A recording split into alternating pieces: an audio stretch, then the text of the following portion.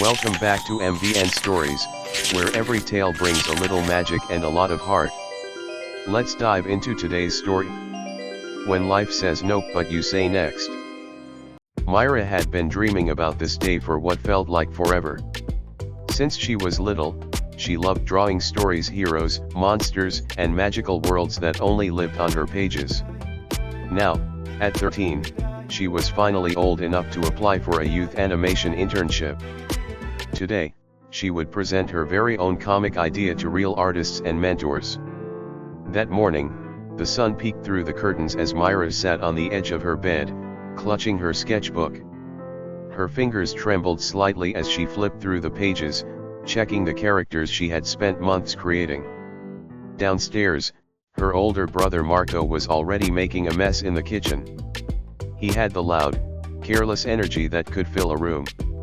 "You're gonna kill it today, Mira," he said, holding up a half-eaten piece of toast like a trophy. Mira managed a weak smile. "I hope so. What if I forget everything? What if they don't like my drawings?" Marco shrugged, trying to seem casual but secretly worried.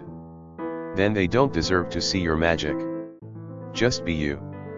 Her heart still pounded, but Marco's words helped a little. Outside, the city buzzed with life as Mira made her way to the studio. She clutched her sketchbook tightly, like a lifeline.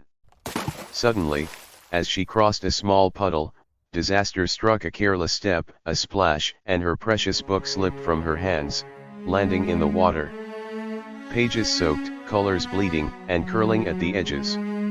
"Oh no," she whispered, panic rising. She tried to smooth the pages, but it was hopeless. Taking a deep breath, she forced herself inside. The studio was bright and bustling, filled with older teens and young adults confidently sharing their work.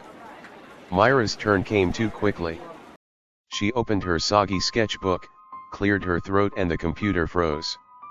Her presentation slides refused to load. Her mind went blank. She stumbled over her own words.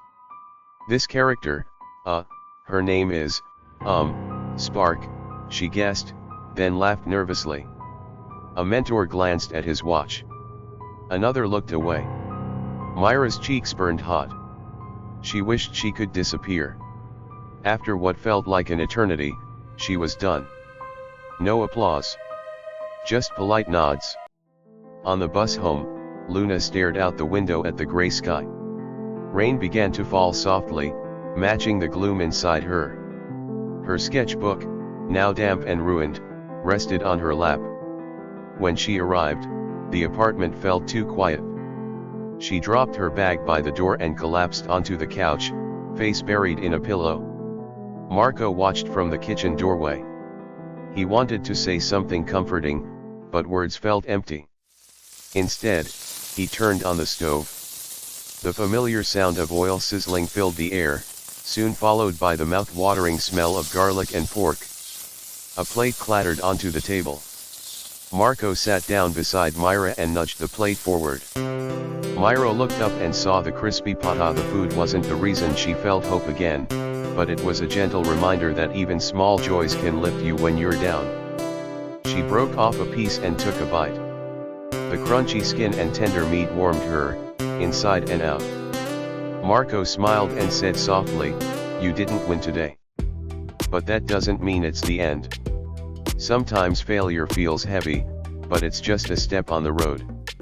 And hey, crispy pata might be bad for your diet, but it's really good for your smile." Mira laughed, a bright, genuine laugh this time. "Yeah," she said, "I think I needed that more than anything. Failure is never the final page.